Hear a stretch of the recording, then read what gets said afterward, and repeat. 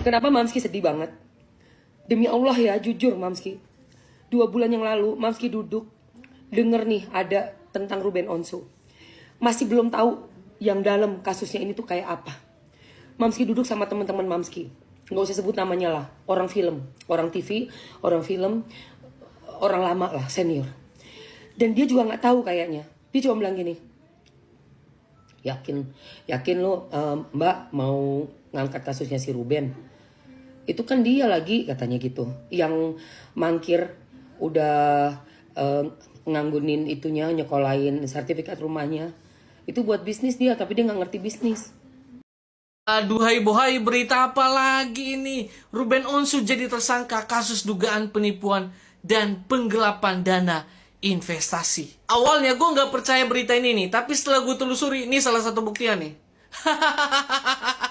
Emang ya kalau badai sudah menerpa itu nggak tahu ampun, nggak bisa minta ampun. Gue bilang juga apa, Ruben Onsu syok berat setelah resmi ditetapkan sebagai tersangka. Resmi ditetapkan sebagai tersangka sama Polres Jakarta Selatan atas kasus dugaan penipuan dan penggelapan. Kasus ini dinaikin dari terlapor menjadi tersangka.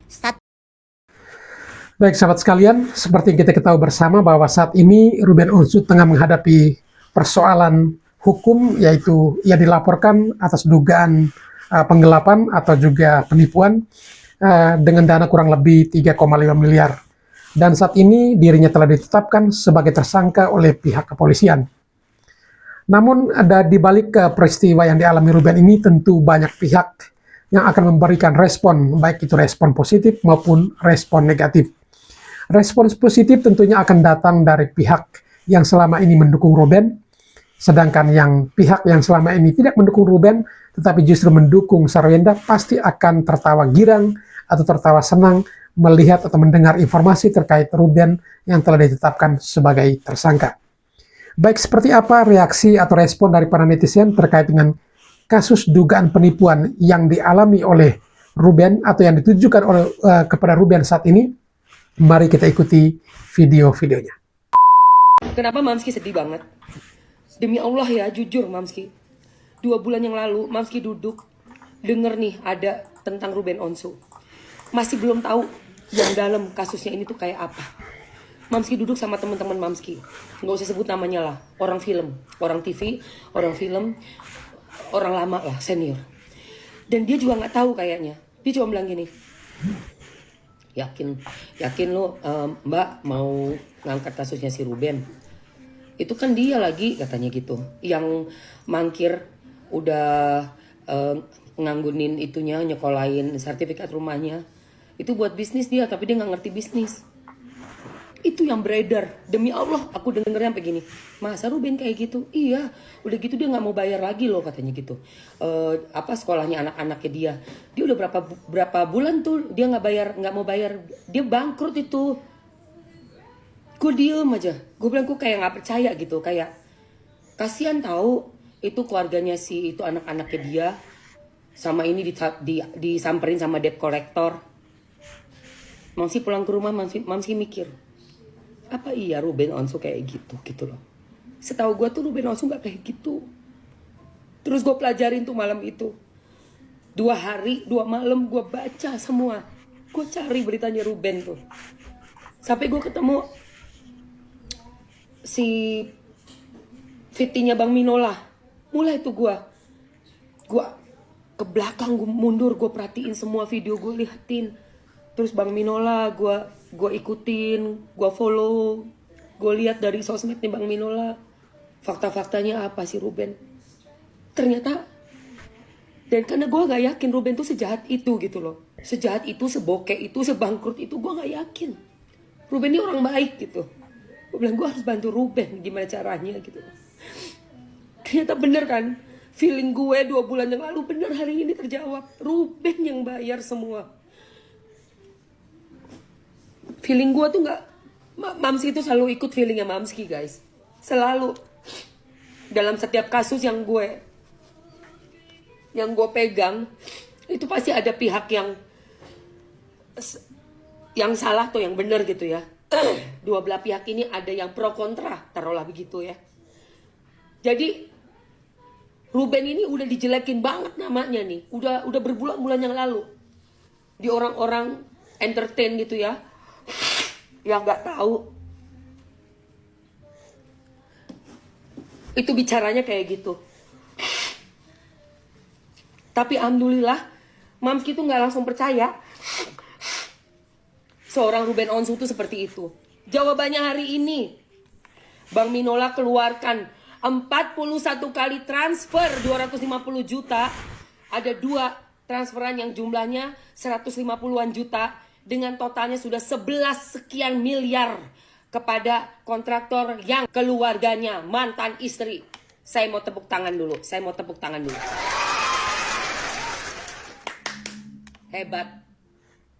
Hebat. Mantap ya. Mantap kau ya.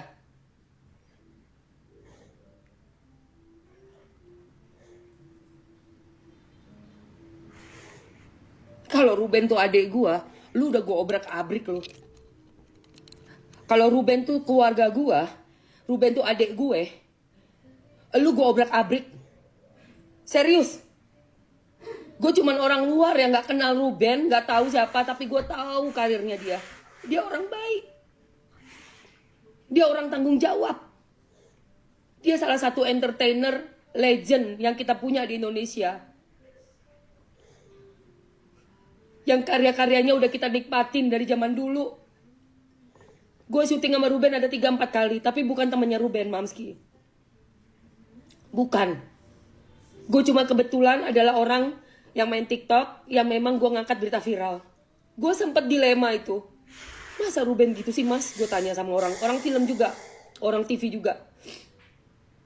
Iya mbak, dia itu udah bangkrut loh. Mangkir loh dia tuh sekolahin untuk bisnis tuh uangnya. Tapi dia gak bisa bisnis, coba. Itu yang gue denger 2 bulan yang lalu. Tapi gue gak yakin Ruben begitu. Tapi gue gak bisa tanya dia juga, karena gue gak kenal Ruben. Maksudnya gak kenal deket ya. Pernah syuting doang, ketemu di lokasi syuting mah itu bukan teman baik gitu ya. Bukan yang satu circle, enggak.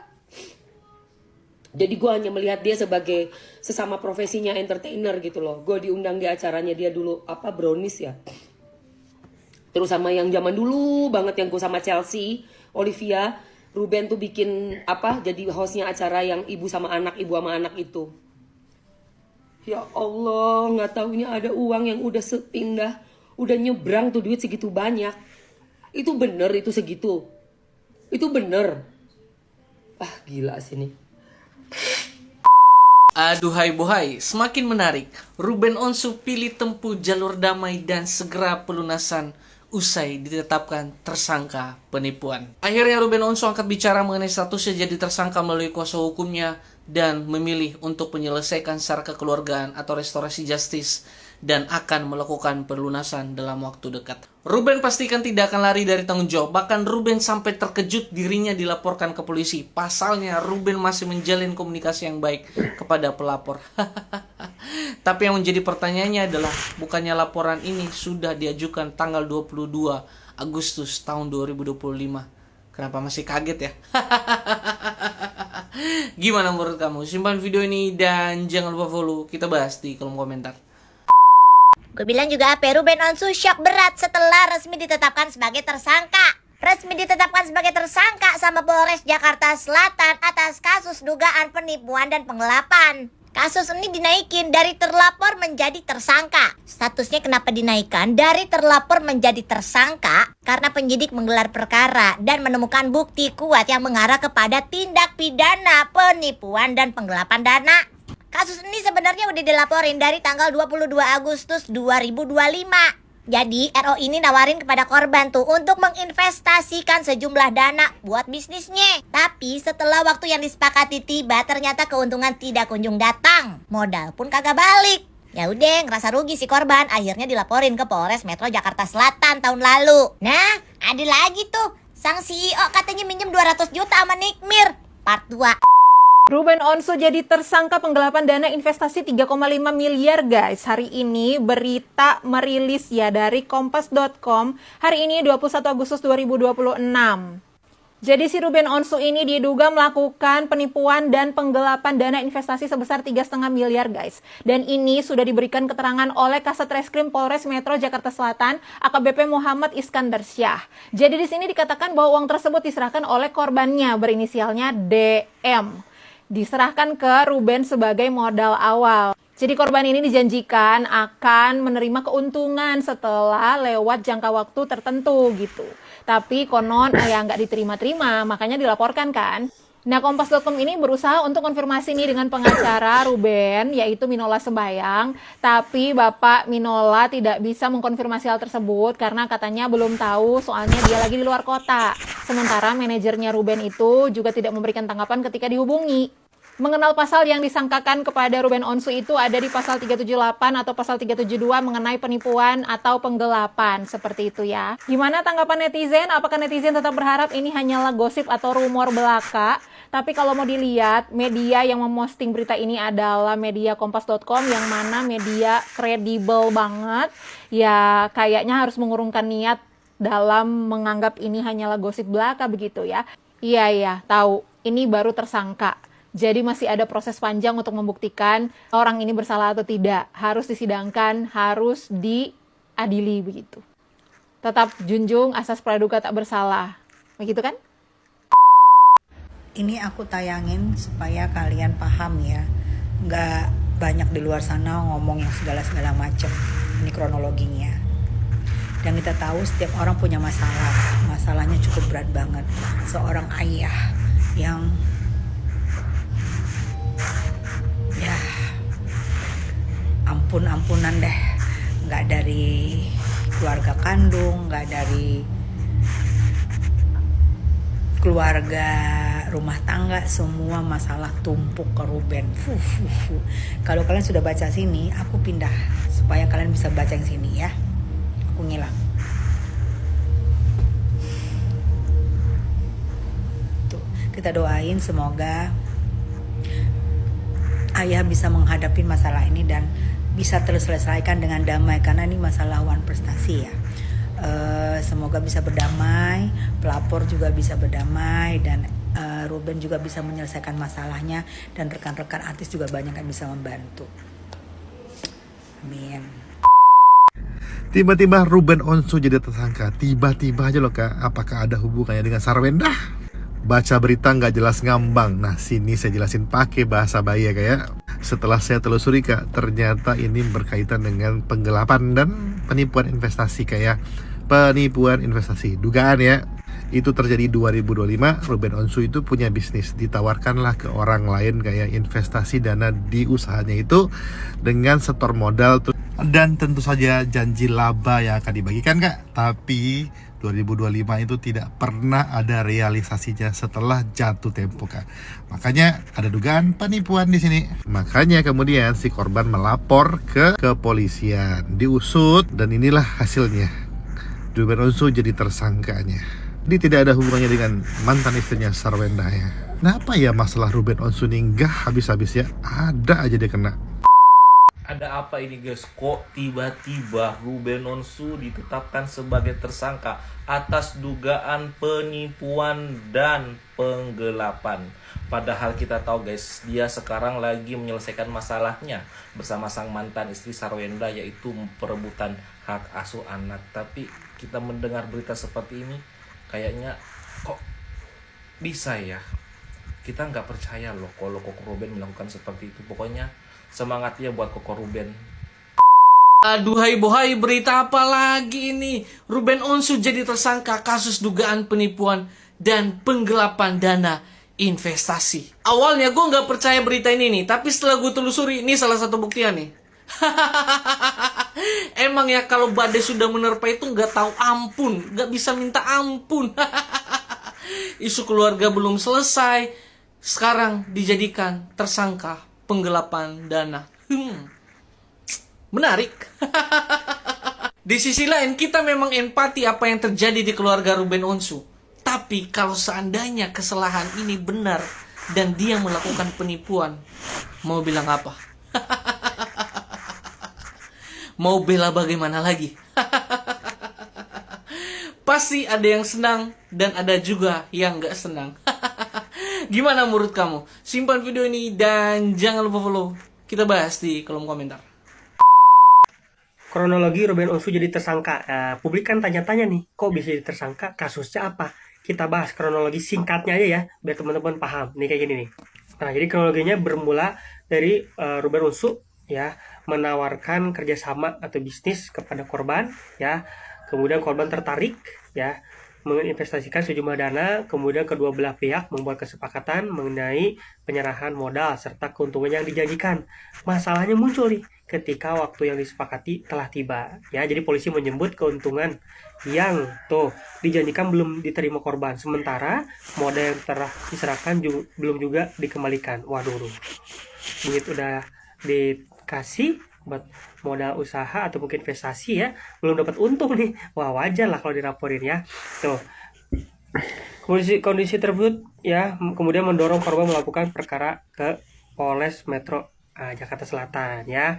Jadi setelah dicek ya dengan 4 saksi juga saksi ahli, kemudian Ruben Onsu ditetapkan sebagai tersangka ya. Jadi awalnya gitu tuh ya, nawarin investasi ya, korbannya tertarik ya, nyimpen dana atau modal ya, kemudian pihak sepakat setelah modal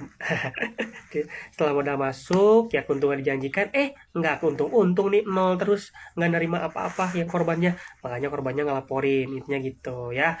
Jadi sekarang masih ya tunggu aja hasil sidangnya ya, ditunggu hasil sidang untuk Ruben Onsu ini. Mudah-mudahan semuanya tidak ada terlalu banyak masalah dan tidak jadi tersangka ya. Banyak netizen kayak gitu ya, ada juga yang mendukung tidak jadi tersangka, ada juga yang mendukung bolehlah jadi tersangka kalau memang salah. Nah, kita nunggu aja proses sidang nanti hasilnya seperti apa. Mudah-mudahan kedepannya tidak lagi seperti ini lagi. Kan investasi itu gede-gede ya, waduh, untungnya pengen gede malah nggak dapet untung. Nah, itu apa pendapat kalian tentang Ruben Onsu jadi tersangka? Ruben Onsu jadi tersangka, ini bukan berita hoax, ini fakta. Bahkan TV mainstream pun sudah mengabarkan bahwa Ruben Onsu memang menjadi tersangka. Hal ini sudah diinformasikan oleh AKP Joko Adiwibowo dari Polres Jakarta Selatan. Mau tahu apa kasusnya dan siapa yang melaporkan? Klik like-nya dulu dan save ya. Kasus penipuan dan penggelapan yang dilakukan oleh tersangka RSO atau disebut juga Ruben Samuel Onsu sebetulnya sudah dilaporkan sudah lama, dari tahun 2025 22 Agustus. Dan setelah pihak kepolisian mendapatkan cukup barang bukti, maka muncullah langsung kasus ini ke publik dan langsung saja Ruben Onsu langsung ditetapkan sebagai tersangka. Dan siapa yang melaporkan? Yang melaporkan adalah orang yang berinisial P. Tahu P siapa? Komen deh di kolom komentar. Dan yang jadi korbannya adalah orang yang berinisial DM. Jadi kurang lebih kasusnya begini. RO mengajak orang yang berinisial DM ini, kalau yang tahu inisial DM-nya boleh komen ya. Inisial DM ini untuk melakukan investasi di bisnis RO, yaitu jual beli produk. Lalu sepakatlah DM untuk investasi. Investasinya itu diperkirakan 1 atau 3 miliar gitu ya. Nah, investasi ini bersifat resmi, jadi ada kontraknya. Di kontrak itu dijanjikan oleh RO untuk DM ini mendapatkan bagiannya atau pengembalian modal bahkan keuntungannya. Tapi hingga pada waktunya RO belum juga mengembalikan modalnya apalagi keuntungannya. Tapi oke lah. Di balik semua itu memang Ruben Onsu ini ada aja ya ujian dari Allah semenjak beliau mu'alaf. Tenang aja, penetapan tersangka ini bukan berarti Ruben Onsu ini udah pasti bersalah ya guys. Kenapa? Karena nanti di persidangan nanti akan terbukti jelas apakah Ruben Onsu bersalah atau tidak. Tapi kita doakan aja ya, semoga semua akan baik-baik aja dan Ruben Onsu bisa memberikan fakta-fakta yang bisa memperkuat dirinya atau bisa jalan damai lah ya. Silahkan boleh di-share info ini dan follow akun ini. Agak lain kau memang, agak lain. Hai, kembali lagi bersama Dewan Pembela Ruben. Yap, baru kali ini dapat berita artis yang didukung dilaporkan dan menjadi tersangka. Tapi perasaan tuh nggak gundah gulana, perasaan tuh lebih santai, lebih tenang gitu ya. Karena apa? Karena kita yakin Ruben pasti mampu melewatinya. Berita yang menyebar di media sosial saat ini dan digoreng-goreng menjadi konsumsi publik tidak akan pernah menggoyahkan kami sebagai pendukung Ruben Onsu. Karena kami adalah pendukung yang bijak, yang melihat semuanya dengan mata dan hati. Jadi jangan pernah ragukan kesetiaan kami, say. Ingat storynya NM. Ingat deh ya, ingat. Jadi jangan pernah lihat selalu kesalahan orang. Ingat, kalian juga punya permasalahan yang berat ya. Jadi nggak usah digoreng-goreng, nggak usah dijadikan suatu pencapaian bahwa kalian itu mendapatkan kejelekan dari orang lain, terus kalian anggap itu pencapaian. Nggak baik, tahu nggak baik begitu. Ingat, selesaikan aja permasalahannya. Kalau kalian mampu, kalian bantu dah, gitu, lebih maknyus. Kalau Ruben ya, menyelesaikan atau membayar permasalahan mengenai berita yang sedang terjadi, saya rasa kecil. Beli horden 3M aja Ruben sanggup kok. Ingat, horden 3M aja sanggup. Jadi jangan pernah ragukan kemampuan orang lain ya. Jangan pernah hina, jangan pernah caci. Kalian nggak tahu, yang 250 itu aja belum tentu dia sanggup tuh ya. Ini kalau Ruben mah gampang, aset masih banyak. Nah kalau yang Ono, coba deh kalian tanya, bisa nggak? Kalau memang sanggup, kenapa nggak dari dulu dibayar? Itu kasus kan udah 1 tahun lebih ya, atau 2 tahun ya. Selesaikan ya. Kalau Ruben nggak usah kalian sanksikan, dia banyak aset. Ya, dia mampu secara materi untuk membayar itu. Nggak usah kalian ragukan, nggak usah pusing. Jangan aneh-aneh, jangan agak lain. Kau memang agak lain. Yang kau tahu cuman kesalahan orang. Jadi kau tuh agak lain, kau memang agak lain. Aduh, banyak tangting-tangting pemberitaan bahwa Ruben Onsu menjadi tersangka. Dari pelaporan tahun 2025 di bulan Agustus tanggal 22. Tiba-tiba hari ini ada preskon ngono iki. Apa piye ngono iki lek ngarani. Bapak Polres Jakarta Selatan ya kalau nggak salah, bahwa Ruben Onsu statusnya naik menjadi tersangka dan baru akan dipanggil minggu depan. Bersamaan dengan tragedi kasusnya. Kok aku jadi berpikiran yang aneh-aneh ya? Kok berpikiran yang aneh-aneh? Kok baru sekarang gitu loh? Maksudnya ya tidak menuduh siapapun, cuma kok yo pasmen. Ini yang melaporkan P, yang menjadi korban DM. Yang melapor itu namanya P, yang menjadi korban DM. Kenapa kok enggak korbannya yang melaporkan? Ya ada pelaporan yang lain atau bagaimana? Nah ini pelaporan udah 1 tahun yang lalu. Berarti kejadian adanya investasi, si Ruben Onsu masih berstatus suami dari Mbak SW. Kira-kira bisnis apa yang bisnis Ruben atau si bininya? Karena urusannya tentang produk kecantikan atau gimana itu? Atau bagaimana? Ya kita lihat nantinya. Tapi ini kan statusnya tersangka ya kan, statusnya dinaikkan menjadi seorang tersangka. Tersangka itu belum terpidana, belum pidana, belum. Tersangka itu masih disangkakan. Dan kemudian nanti ada panggilan, ada BAP. Nah, nanti setelah BAP, jangan sampai yang melaporkan ini akan menjadi yang melapor akan menjadi terlapor nantinya, begitu ya. Tapi ini di dalam hal ini kalau aku melihatnya dari beberapa tahun yang lalu berarti ya, investasi ini berarti kan masih bebek darling ayang beb, masih suami istri kan begitu ya. Ini perkara skincare kalau nggak salah ya. Produk kecantikan atau skincare. Kayak bertepatan. Oke lah, kita tunggu berita selanjutnya yang agak sedikit menegangkan. Baik sahabat sekalian, demikianlah beberapa video yang coba saya reaksi pada kesempatan kali ini terkait dengan reaksi atau respon dari para netizen atas kasus yang dialami oleh Ruben Onsu saat ini. Baik para sahabat sekalian yang mungkin belum sempat memberikan dukungan untuk channel ini, mohon dukungannya dengan menekan tombol subscribe dan juga men-share video ini jika video ini berguna atau bermanfaat.